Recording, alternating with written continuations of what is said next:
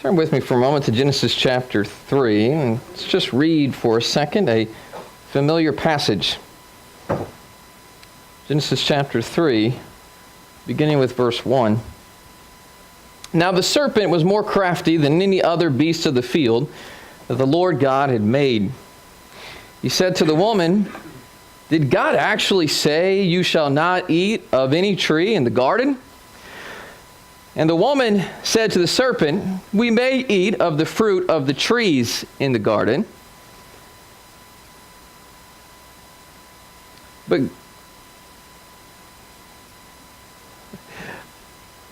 God said, 'You shall not eat of the fruit of the tree that is in the midst of the garden, neither shall you touch it, lest you die.' But the serpent said to the woman, 'You will not surely die. For God knows that when you eat of it, your eyes will be opened, and you will be like God, knowing good and evil.' So when the woman saw that the tree was good for food, and that it was a delight to the eyes, and that the tree was desired to make one wise, she took of its fruit and ate. And she also gave some to her husband who was with her, and he ate." Now we all know the consequences of Eve's sin, along with Adam's. But the question we want to ask here today is, why did Eve think that she had the right to question God's decrees? The God who had the power to form her from the rib of a man and gave Adam and Eve the power over every created being certainly was a God that deserved to be feared and to be respected. And yet, through the influence of the serpent, Eve gives in to the temptation and sees her reasoning as wiser than God's. We talked this morning about truth. There's two views of truth. There's the idea that truth is relative and it is subjective. It's basically based upon our opinion and what we think about a thing. And then there's the idea that truth is absolute, that it's universal, that truth is true and consistent with the facts in every culture, for every people. As we take a look here, I think we see the beginning of a people and of a person who began to trust their own reasoning and the consequences of it. So when we talk about relative truth, and we talk about how there's two views that people have towards truth, this is not a new problem. It started right here in the garden. The problem of a culture who'd rather trust their tastes, their preferences, their feelings, their reasonings, and their wisdom over God's is nothing new. It's Eve culture. That's what it is. We see it affecting God's people time and time again throughout the history of the Bible. We can point to various reasons and decisions that lead the people of God over the brink. But what about modern history? What about our culture? What has led to a culture of people who have bought into the idea of truth being relative and who've rejected God as being the absolute king of their lives? If you consider our culture, consider what our culture believes and how they think, it's clear that we've seen a seismic shift in thought and respect towards God, towards His Word, and towards His will over the years. So the question I want to ask here today is, how do we get here? What factors have led the march of progression into relativity when it comes to truth? So we want to think about that here this evening. I wanted to include some of this in this morning's lesson, but it was just way too much information. And we would have been on information overload had we included all that in one lesson. So took a section out and decided we'll talk about it tonight. I want you to consider, first of all, as you consider this progression that we see in Western civilization, I want you to consider the historical movements which have led to this relativity. Prior to the Renaissance, most of Western civilization had its roots in a God-centered philosophy and in a God-centered system of thought. What people believed about God may not have always been right. Obviously, the Catholic Church was quite powerful. Obviously, they did some things like the Inquisition, that were not moral in and of themselves, but generally the worldview of much of the culture from the time of Christ, and especially from the time of Constantine, up through the Middle Ages, was very largely, in Western civilization, was very largely a Judeo-Christian viewpoint. It had considerable influence in that culture. Science and philosophy were geared toward discovering God's design. That's what motivated a lot of scientific discovery. People were trying to figure out more about the God who designed all these things. Philosophy was geared towards learning more and arguing more for God and His power and His creation and His world. Art and music were not anti-God. They were often reflections of God's glory, and they were songs of praise and exaltation of God by people who were believers in God. Theology was a revered field of study. Theology helped explain the meaning of human existence in light of a universe that was created and governed by a beneficent God. And God was acknowledged and was a foundation for questions about right and wrong. When people wanted to discover and find out what was moral and immoral, right and wrong, they went to God and they went to His Word to try to find those things out. Obviously, over time, things have begun to change. And it began with the Renaissance in the 1300s, if you look at it from a global perspective, especially in Western civilization. The Renaissance began in Italy. Some would argue more specifically Florence, Italy, but it began in Italy. And it spread throughout Europe as it began to take root in Italy. The Renaissance period, which takes place from about the 1300s to the 1500s throughout Italy and Europe, was characterized by great strides in literature. It was great strides in learning, in art, and in architecture. We see things like the statue of David that was a great artistic masterpiece considered in that time. We see things and we hear of artists and writers like Petrarch and Boccaccio and Giotto and Michelangelo. How's that going? Just say Ninja Turtles. Just kidding. Leonardo da Vinci. We hear of people like that who sparked an era of extraordinary human accomplishment. But it marked a shift in thought, because what started to take root during the time of the Renaissance in the 13 to 1500s was the idea of humanism. Humanism began to rise in man's accomplishments as they began to see themselves as great artists and great architects and great writers and great thinkers. Man's accomplishments began to be glorified above God's, which was a shift in the way people thought. Man became the master of his fate and the captain of his soul, to quote a poet. So as this philosophy grew, man's dependence upon God began to wane. People began to think of themselves as mighty and strong and powerful and wise. And God's influence begins to go downwards. And along with God's influence going downwards, so we also see the morality of the people heading downhill. Well, the Renaissance really just kick-started this whole movement. What we see after the Renaissance as we study history, especially in European culture, and you do know we came from Europe, right? So that's why I'm including all of this, because this philosophy, these systems of thought, have very slowly built and spread, and they are a big reason why we believe the way that we do today. They've influenced our thinking. But the Enlightenment follows on the heels of the Renaissance.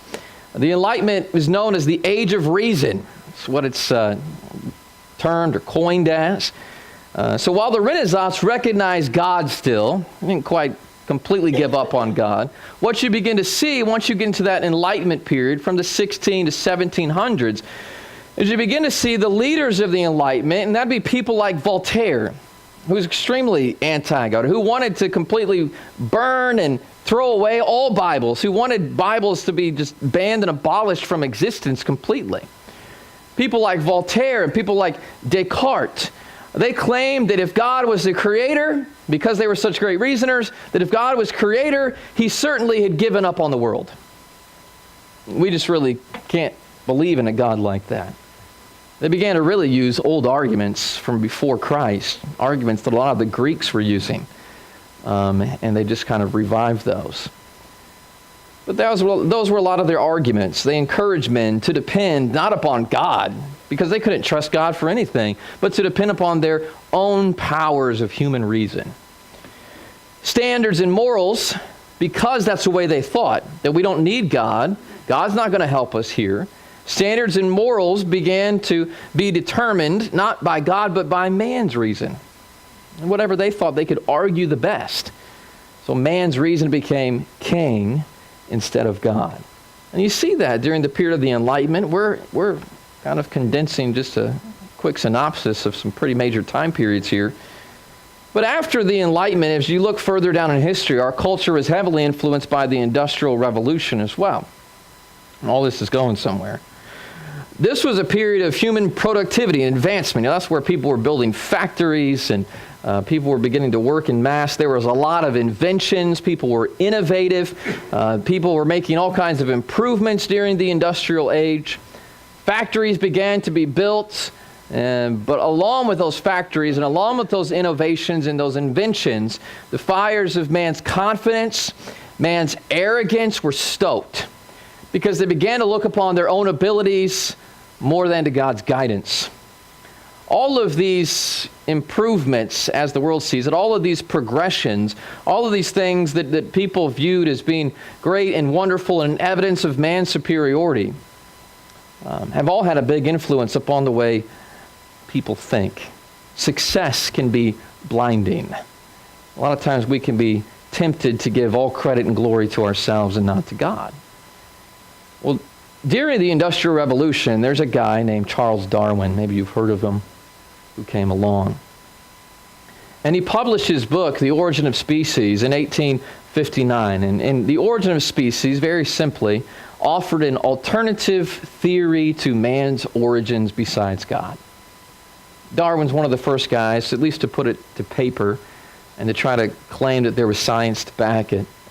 One of the first guys to make the argument that everything that is here could have just happened naturally, without the help of a supernatural, without the help of God. And this alternative, this theory, and by the way, Charles Darwin was studying theology before he gave up on God and began to publish these things. But this alternative caused man to believe that God was no longer needed to explain or to understand how the world or how man came into being. And once we threw out God from being our creator, why should we include God in being our provider and our sustainer and our governor in life?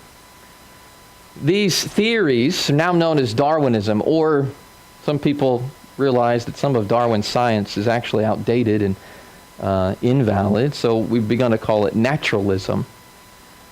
But very similar things here. Just one gives credit to Darwin and one just calls it naturalism. But naturalism is a system of thought which seeks to eradicate the supernatural from man's origins. The idea is we've all come here naturally. There's no supernatural. There's no God. God is not our creator. And naturalism is the worldview and the viewpoint and the philosophy that is going to be taught to your children if your kids go to public schools. There's no supernatural that's going to be included in their textbooks.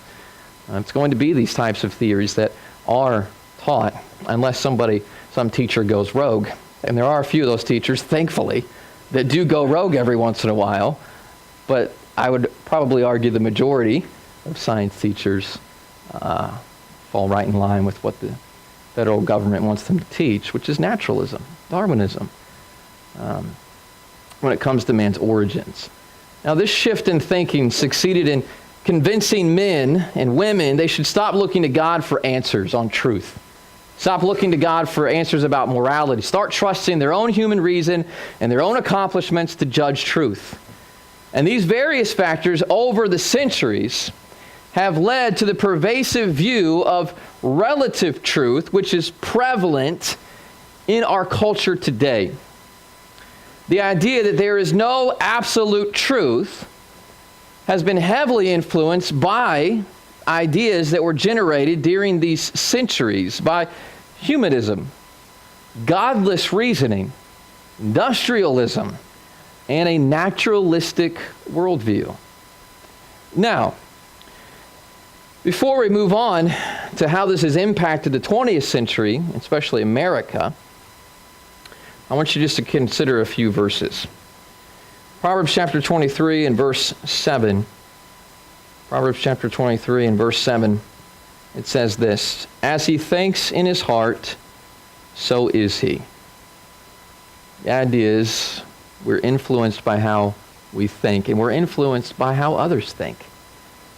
When we're reading the writings and the literature and the arguments and listening to the debates of those who are trying to eradicate God from our thinking and who believe in a system of life that excludes God and is humanistic and naturalistic, it's going to affect how we believe and who we are. As a man thinks, so is he. Psalm chapter 1 is that classic psalm which encourages us to meditate upon the right things.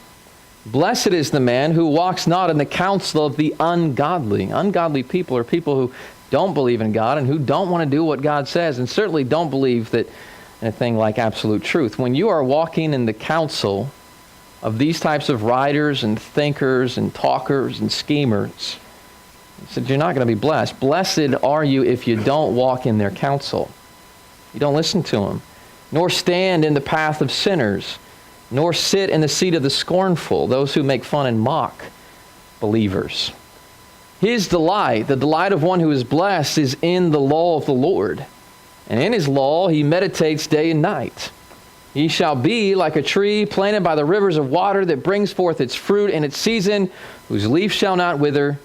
Whatever he does shall prosper. If you want to be blessed, you need to put your mind and your thoughts upon godly things, upon right things. Take a look at 2 Timothy chapter 3, and I just want you to see what impact it's going to have when we begin to be influenced by those who are ungodly, when we begin to read and listen to many of their writings. 2 Timothy 3, chapter 1, "Know this, that in the last days perilous times will come." What's it going to be like in those last days? Men will be lovers of themselves. They think of themselves as gods. They think of themselves as being the chief reasoners, not God. They are. They're lovers of themselves. They like to hear their own voice. Lovers of themselves, lovers of money, boasters. Boasters. We don't need God. They're boastful. They're proud of their innovations, proud of their inventions, proud of their accomplishments, proud of their writings, proud of their architectural achievements, proud of their new artistic methods. Proud. Blasphemers. They speak against God. They're disobedient to parents. They're unthankful and unholy. They're unloving. It goes on to say, verse 5, they have a form of godliness but deny its power. Verse 7 says this about them, that they're always learning. They consider themselves smart. They're big readers. They're big thinkers. They listen and they talk a lot. But listen, they are never able to come to the knowledge of the truth. The truth. Singular. They're too influenced by all these people who are speaking to their desires and their wants and filling up their head with pride. These are the movements which have led to relativity. Now, I want you to think about how this has impacted 20th century America, because all of these things were happening in Europe. Things were happening in Europe, and we, of course, come from Europe, and as Europe goes, so does the United States, because eventually we get influenced by European thoughts. In fact, we have a president who wants us to become more European in our thinking, and has stated that. This is Europe. These are the seeds of thought that have made Europe what it is today. Let's think for a minute. This is from Francis Schaeffer. This is a statement from him.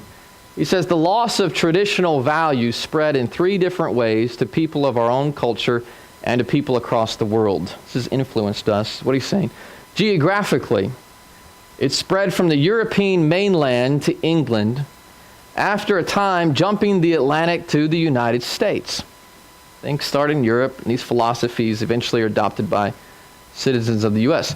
Culturally, it spread into various disciplines, from philosophy to art to music to general culture. The novel, poetry, drama, films, and to theology. The idea simply is that art begins to imitate life. We see that, don't we? Don't you think Hollywood has some influence in our culture today? That's what he's arguing. And when we start to see it in art, we start to see it in philosophy. When we start to hear it in music, we start to see it in the culture. The reflection of the culture.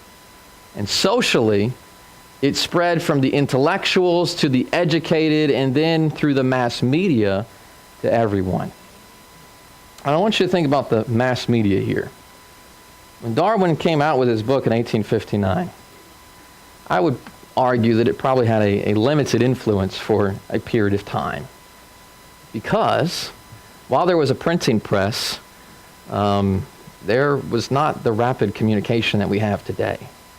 Right? They didn't have TVs back then. There were no documentaries about Darwin back in the 1860s. There was no internet. You couldn't just click on a link arguing for Darwinism or share your YouTube video which was arguing for naturalism and bashing Christians back in the 1860s. Now that's something that we see today. It's very easy to transmit information very quickly in the culture that we live in today. While it took decades, centuries even, for a lot of these systems of thought to have an influence upon the culture, a lot of people think today, they say, well, why does it seem like things are getting bad so quickly? Because information is being transmitted more quickly than ever before. Because we're able to share information and spread information so quickly. You know, things that were happening in Europe, they weren't very heavily affecting, at least for a long time, people in the U.S. Why? We didn't have TV to check it all out. You had to go buy a book from somebody in Europe. It took a long time to ship those things overseas. Now, we've got TV, and we can learn about an attack in Paris minutes after it happens right here in the U.S., and everybody knows about it. It might have taken us days to realize what was going on a century ago. So how have these things impacted 20th century America? Well, I want to notice a few things with you that have impacted 20th century America. It began in the 1900s and, of course, is into the 21st century now. But mass media has heavily impacted and influenced the way that we think. Depending upon their age, there's a few senior citizens. There might be a couple in here tonight, but there's a few senior citizens that can remember the first time they had a radio. Willadine, can you remember the first time you had a radio? Yeah. The first time that you ever heard a talking movie. Others remember the first time they ever had a television. Yeah. And now people are wondering when they're going to get the curved TV. Most baby boomers, those who lived between 1946 and 1964, that's the baby boomer generation. You know, after everybody got back from the war, they all started having kids. Boom. I don't know why they call it boomers, but that's my interpretation. Boom. Look, she's pregnant.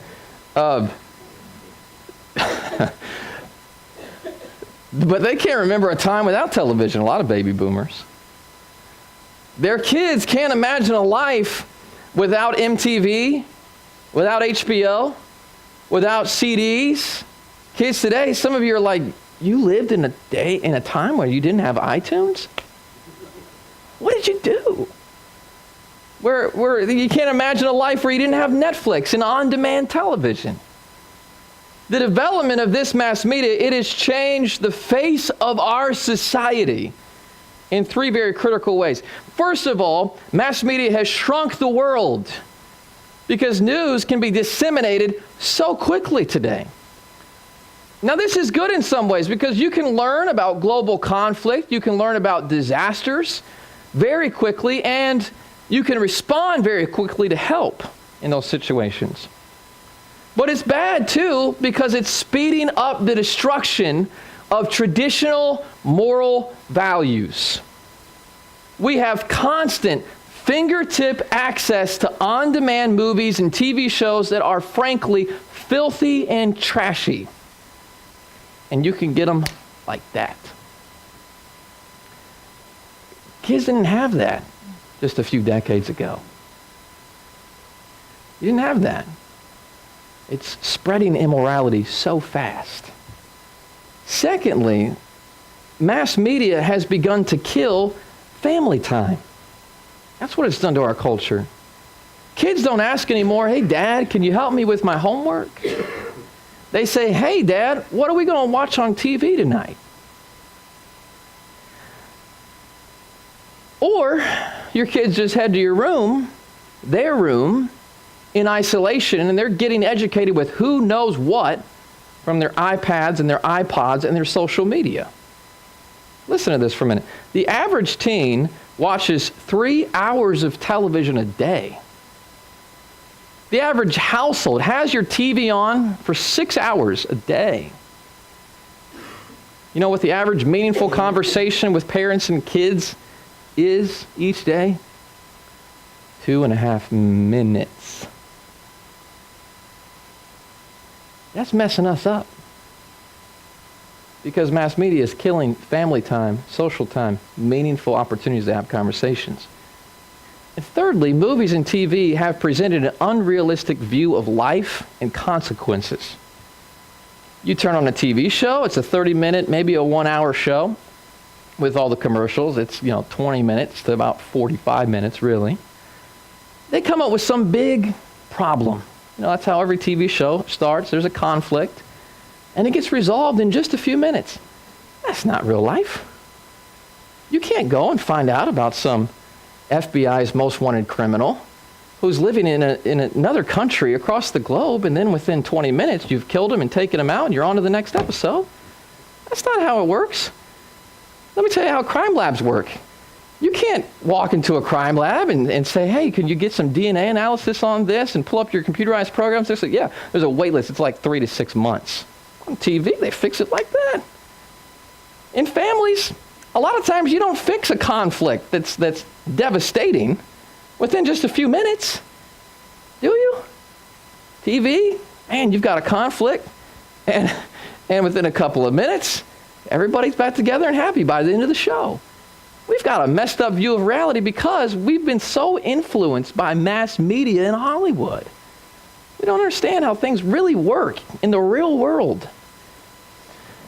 There's sex without consequence on TV. There's constant violence.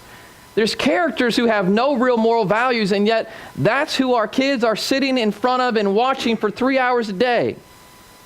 Teen Mom, the Kardashians. Lord, help us that we've got a generation of kids raised on the Kardashians.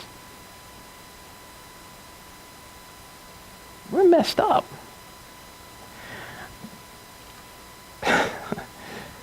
The second thing that's impacted us in 20th century America, the urbanization of society.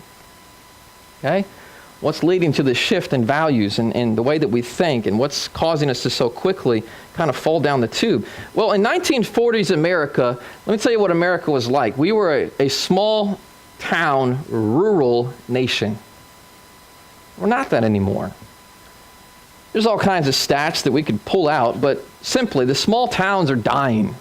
Go around Indiana, go to a lot of the small towns. A lot of them are dying. Some of them are just really non-existent. It's just a bunch of broken down, boarded up homes. A few people maybe still trying to make it a go there. Why? Because what people started to do in the 40s and 50s is most Americans started moving to metropolitan regions, larger places. Now, how has that affected us? Well, it's affected us in various ways. First of all, we've seen a shrinkage in extended families. Small town America back in the 40s, there's some statistics that I think you should consider. Small town America often had various grandparents, they had aunts and uncles and relatives that were living nearby, and they were helping with moral instruction. When you live in kind of a small rural area where you've got your grandparents nearby, or even in your own home, you've got aunts and uncles living a couple of doors down, the whole village is helping raise your kids, especially if you're all on board with the same belief system. Today, we're separated and divided, and we all want our space, and we all want our independence, and some people, they want to get as far away from family as they possibly can. 60 years ago, listen to this stat for a minute. Think about it. 60 years ago, 60 to 70% of households included at least one live-in grandparent. 60 to 70% of all households had one grandparent living with the family. Why? There weren't nursing homes. You didn't send them off to a home or assisted living facility. When they got older, you brought them into your house and they offered wisdom and experience and knowledge, and you took care of them. It's your family. And you didn't have all these places to send them. Today, you know what the stat is? Less than 2% of households include this beneficial resource, grandparent. What have we done when we started to move away from other people from our family who have like-minded faith in the extended family? Well, we've taken away spiritual mentors from our kids. Secondly, here's what happened when America began to get more urbanized, is our parents started working in offices and factories and no longer worked alongside their kids in an apprenticeship type of program like what we see on the farms, where you're raised on a farm and you help out with farm stuff and you're working side by side with your parents and your grandparents and family. You talk to some of the older people in here, that's how they grew up. They grew up with a close-knit family, and they have a good concept of family because that's how they grew up. Kids used to pitch hay together, pull stumps out together, wash dishes together, fix meals together. They all shared in those tasks and in that work. They talked, they learned how to get along, they fought, and they learned how to forgive. But when America got more urban, mom and dad weren't at home as much, and kids began to be raised more by babysitters and daycares because they weren't living near their family rather than their own parents. The urbanization of America has also given kids less responsibility, because when mom and dad moved to the city, there weren't all those chores to do. So kids have a whole lot more free time to do nothing valuable. With less responsibility comes less awareness of the consequences of irresponsibility. Kids no longer cut their own wood. What happens if you don't cut your own wood? Before we had a button we could press in our house to heat the home, you were cold. You don't do your chore, you suffer the consequences. We don't realize that. We just think, there's a button. Cool. You had to milk your own cows, collect your own eggs, cook your own meals. And so today, there's a huge difference in the way that kids are being raised. We tend to think money just grows on trees and electricity is free and food comes from drive-thrus. The consequences of not doing your job are not connected to actions when no responsibility exists. It's an impact on our thinking and upon our culture. What else do we see in 20th century America? You see the rise of materialism. After the Great Depression, where people were dead broke and they learned how to live on nothing, there was a new mentality that arose in America because we recovered really well from the Great Depression. I mean, we were making money hand over fist after we got over the Depression. The idea that people had, though, because they went through the Great Depression, because times were tough and they were hard and they remember those depressing times, is they started thinking, well, I want my kids to have it better than I did when I was growing up. And so parents, what does their focus become? Because they want their kids to have it better, their focus becomes on making money. They want to make more money. They want to retire rich. They want to build bigger homes because they want a better place for their kids to live. And America enjoyed an economic boom, a housing boom. All those houses that were built in the 40s and 50s, those are the ones that we're having a hard time in most urban cities keeping track of today because they were being built so quickly and now we don't have enough people to fill them.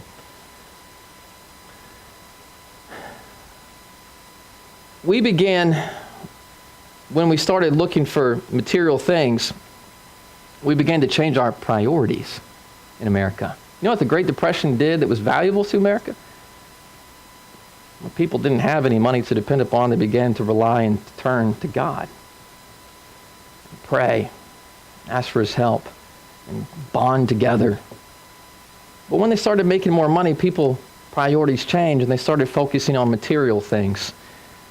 And that began to take the place of other priorities, like having a close relationship with God or living close to spiritually minded family.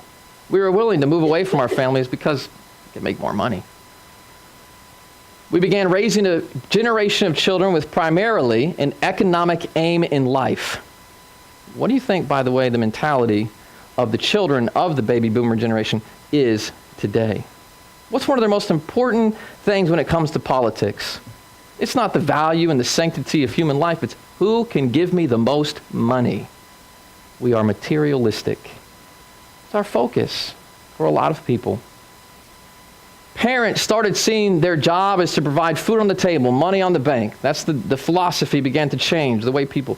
Strangely enough, we got more wealthy, and here's what happened. We started buying washers and dryers and dishwashers and microwaves and more stuff. And we began, because we had all those things, to spend less time with one another. Brothers and sisters weren't sitting around making the meal, washing the dishes, cooking the food, cleaning things up.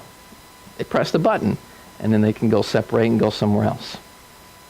You see how all these things have spoiled us a little bit and maybe even hurt us in some ways? I'm not saying go out and live in the country. But I'm saying, while we have all these luxuries, we can't let them blind them to the importance of family and family time and spending time with one another, studying God's Word, and still making God a priority. We spend more time now on our separate pursuits. Last thing that has impacted 20th century America is the influence of public schools. What happened when the baby boomer generation began to grow? Well, so did America's school systems. What happened because America's school system began to... Because all of a sudden, we had 4 to 5 times as many kids needing to go to school. Well, it used to be when you grew up, it's kind of a little house on the prairie type thing, right? You had a few people in your little rural area, and you knew all the neighbor kids. You knew who the teacher was. You knew what they were teaching. You knew that if they taught something that you didn't like, you could go let them know you didn't like it. They were generally going to be someone you knew who was going to teach something that were a reflection of the values of the community. Do you know most of your kids' teachers today?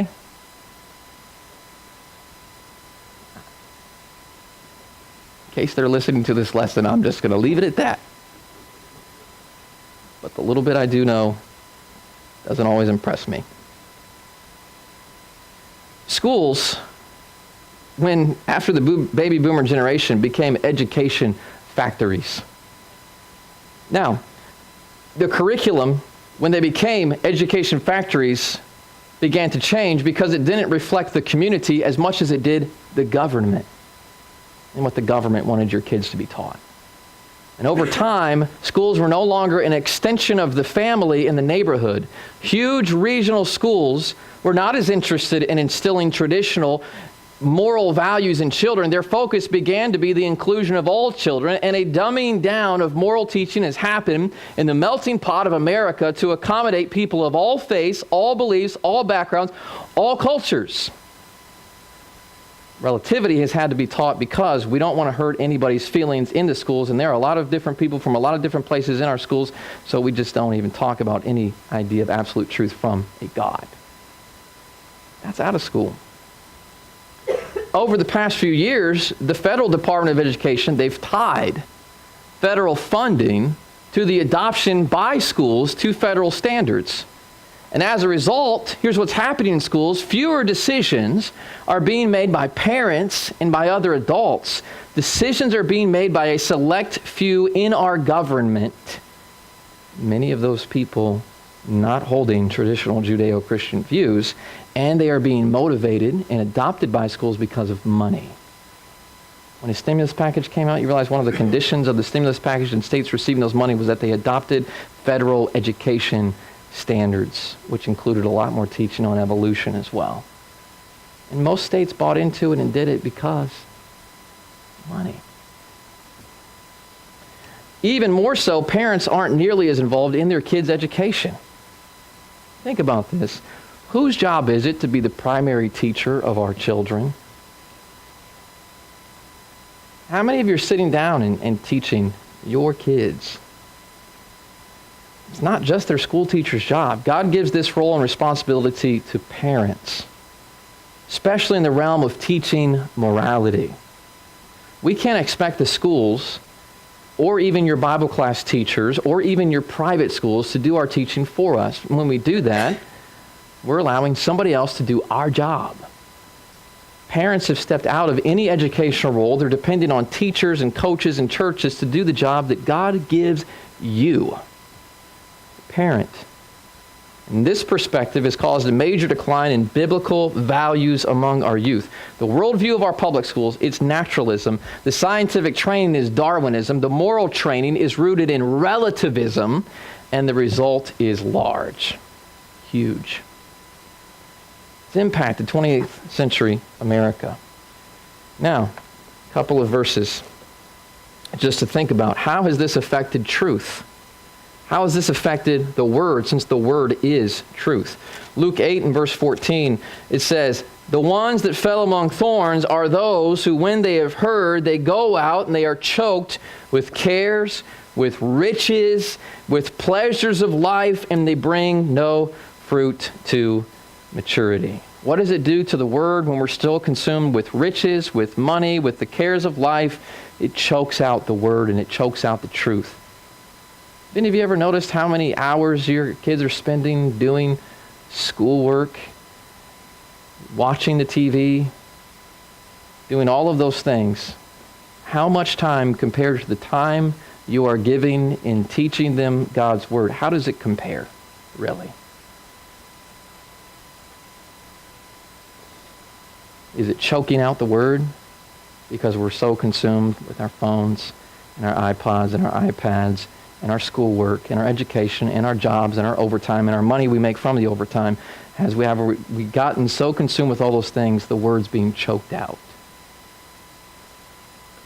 Ephesians 6, 1 through 4, there's the verse I was referring to where God says it's your job. Children, obey your parents in the Lord. If children obey their parents in the Lord, then who's supposed to be training them? Parents. Fathers, bring up your children in the nurture and admonition of the Lord. It doesn't say Bible class teachers do it. It doesn't say it's your preacher's job to do it. If my kids go astray, it must be the preacher's fault. Must be they didn't have good enough Bible class teaching. No, friends, your job is to raise up your children in the nurture and admonition of the Lord. Hopefully we can help. Hopefully I can help. I certainly hope that I can. But it is primarily our job as parents to be providing that instruction. Here's a few firsts for today's adults. We're in the city of firsts. Here's a nation of firsts. This generation of adults today is the first to be raised wholly under the influence of electronic media. First generation. How's that working out for us? Our addiction to media and TV and technology. We're the first generation to be raised without the influence of a close extended family. How's that working out for us when we're separating ourselves from good moral influences in our family? We're the first generation to be raised largely by parents who have never known poverty or want. A lot of people want that for their kids, but how is that materialistic economic focus in your life working out? We're the first generation to be raised by parents who assign the primary responsibility for their children's education to others. This is very different. The school education, the methods of education in America, very different than what we've seen in almost any culture. How's that working out? Who let this happen? Look 1 Samuel chapter 8, verse 11, last verse. Verse 11 says, he said, this is Samuel speaking to the people of Israel who didn't want to be ruled by judges anymore. They said, we want a king. And Samuel says this, these will be the ways of the king who will reign over you.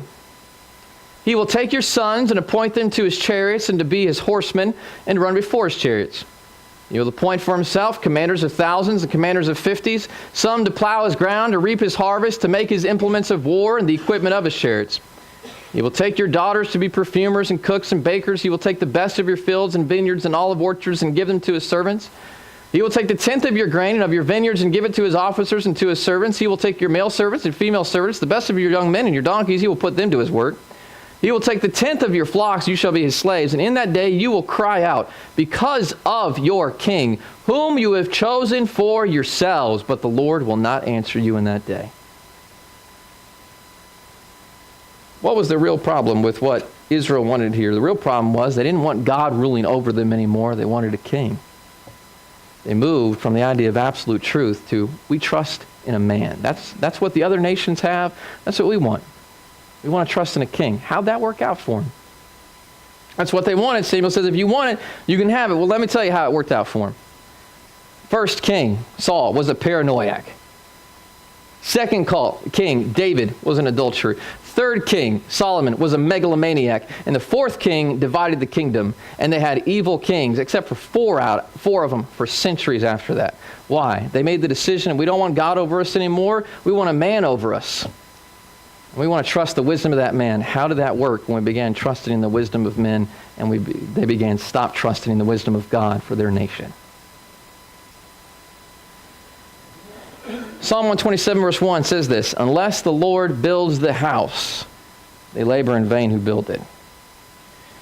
When you're running a relay race, one of the most important parts of running that relay race is the handing off of the baton. Your runners can be just as fast, even faster, as the people that you are competing against. But if you hesitate or flinch or don't act quickly enough in that moment where you pass the baton from one hand to another and the other runner takes off, you can lose the race because it cost you time and seconds.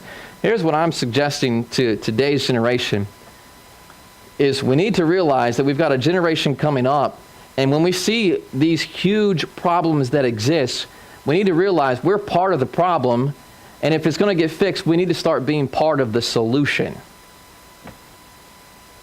When we see a generation of people that are being raised by television sets, public school teachers who are just government employees, when we see that we're not spending enough time in family time, in teaching responsibility, in teaching chores, and teaching the importance of good, godly family members and respecting their influence, what is going to happen to our culture? Exactly what's happening right now. School shootings, violence, disrespect, dishonesty, sexual promiscuity. We're in a mess. And so we need to not hesitate when we realize that if we're going to change the next generation, we need to act now. We needed to act a few years ago. We needed to act decades ago. But we better do something now to change our family now. Are they prepared for what they're about to face? I hope this lesson has benefited you in some way. I know for me, doing this study has been helpful to me, and it gives me, I'm preaching at myself just as much as anybody. It gives me food for thought on how I need to be raising my children and influencing other people and other families and their children, and questioning and considering my role as a father and as a parent. But I hope it's done the same thing for you. And if you're not that parent yet, I hope it gives you something to think about when you become a parent. If you're that child, I hope it gives you something to think about how you can be a more godly and God-centered child. And I hope maybe we can realize some of the things that have impacted and made America what it has become today, which is in some ways, a scary and immoral society. What can we do to change it? We've got to do something. And if you need prayers, if you need to start acting in your life, you need to confess some sin, that opportunity is here for you tonight. Don't hesitate. Make the decision. Take this lesson home with you and think about it all day, all week, throughout the evenings, and start acting on it, making changes that are necessary. If you're subject, why don't you come while we stand and while we sing.